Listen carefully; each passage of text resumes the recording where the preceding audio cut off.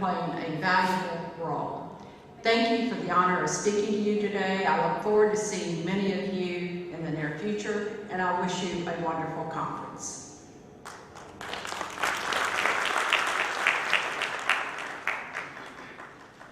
So ladies and gentlemen, as we've heard in that special message, South Asia is the region to watch, and in keeping with that, our first session is on trade and investment, opportunities and challenges. May I request both the speakers for this session to kindly come up on stage and take your seats, Mr. Venkateswarlu and Dr. Saman Kaligana. If you could take your seats along with our session chairman, Dr. Vijay.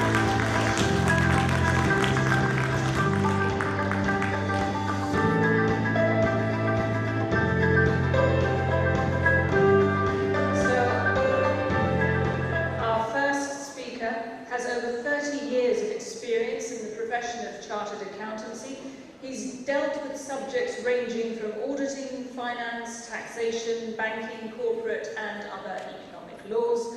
Please give a huge round of applause for Central Council member of the Institute of Chartered Accountants of India, Mr. C.A.J. Venkateswarlu.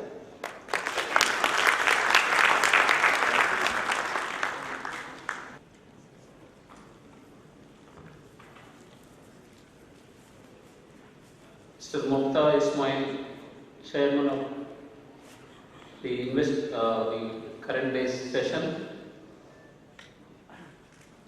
My co-speaker, Dr. Salman Kaligana, on the dais. Mr. Naeem Akhtar Sheikh, President SAFA. Mr. Hafiz Muhammad Yusuf, President ICAP. Mr. Manoj Padnis, President of Institute of Chartered Accountants of India,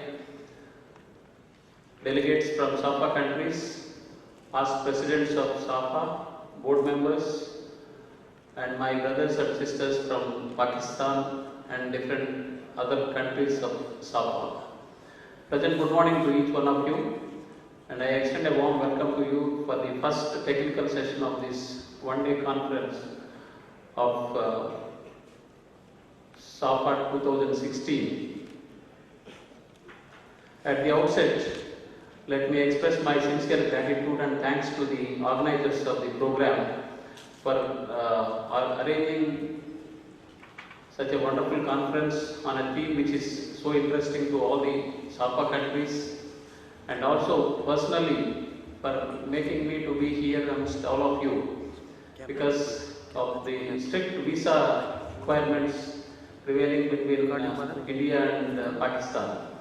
In fact, I believe the organizers had to use the highest influence to get my visa cleared, which has come just 24 hours before the program, and I am here before all of you. Thank you so much once again to both the SAFA President and to the ICAP President for giving me this opportunity of standing before all of you.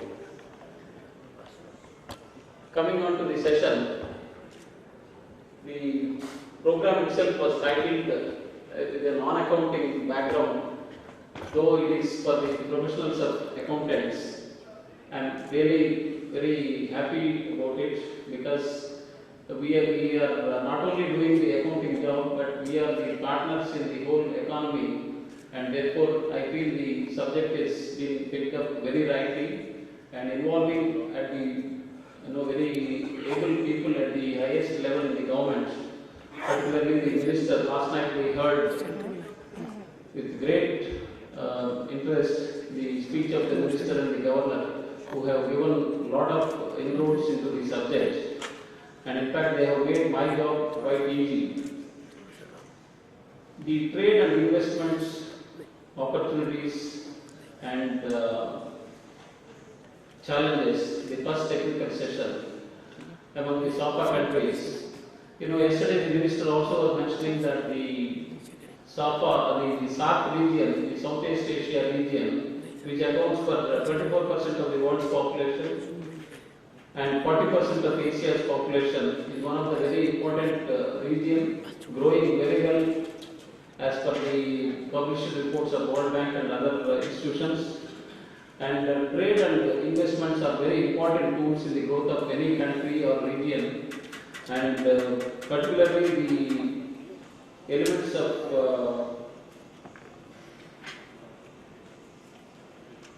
infrastructure, power sector, education, medical and health, sanitation. These are the 4-5 areas which are very key factors in the growth of any economy, and they are the long-term investments which would make the countries grow faster, and the trade provides opportunity to the countries to interact, collaborate, and improve the bilateral relationship and also the political relationships.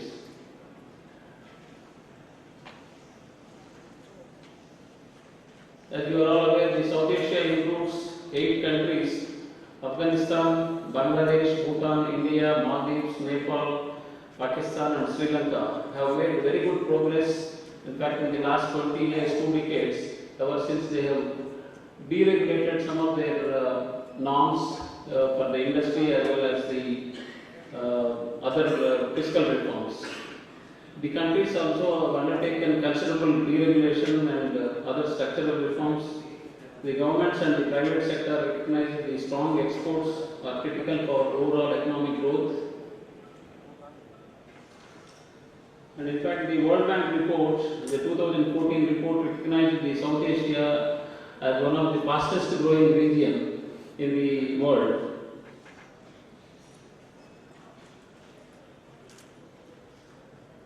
See, there have been several attempts to integrate and improve the economic integration in the South Asia, and the formation of SAFA as early as 1985 was formed, and thereafter there have been many agreements and undertakings which have gone into the way. Committee on Economic Cooperation, Trade, Manufacturers and Services Study 1991, Trade Liberalization, SAFTA 1994, SAFTA, that is South Asian Free Trade Agreement 2004, and bilateral FTAs, India and Sri Lanka. These are all the attempts that have gone in integrating the region, but still there are many challenges ahead in forging a very good economic growth in the region. There are some encouraging results from the limited experiences, and SAFTA trade gauge by smaller countries, and India Sri Lanka FTA expansion of trade with the narrowing of trade deficit. Indian companies, many of the companies have started shifting their production to Sri Lanka depending upon the comparative advantage for exports, and now they are upgrading from FTA to SEPA. With all these improvements, still there are many challenges ahead. The cost of trading across the borders in the South Asia has become very expensive because of stringent rules and regulations of all the governments, and the cross-border trade has become very important for the smaller countries where the landlocked provinces like India, Bangladesh, Bhutan, etc.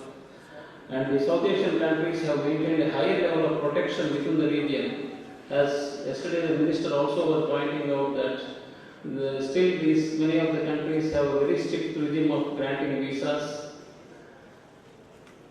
And the regional integration in South Asia has remained still weak despite all the attempts so far. On trade, the story is even worse. That is, intra-regional trade in Asia as a whole constitutes around 56% of the total trade, whereas South Asian intra-regional trade shows only around 5%, which shows that within the region of these 8 countries, the trade is at a very weak point. And another important information is that while it takes an average of more than 30 to 33 days to export from South Asia compared to 12 days from OECD countries, and even imports take 46 days when compared to 14 days of the OECD countries. And the major barriers for intra-regional trade in South Asia is poor supply capabilities and infrastructure, because still the countries, many of them have been improving their infrastructure requirements, and the poor transport connectivity.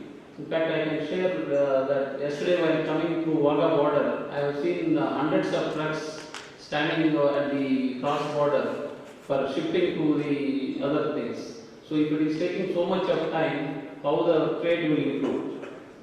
Then it is leading to high trade costs and poor banking links and capital market contacts, movement of skilled professionals, because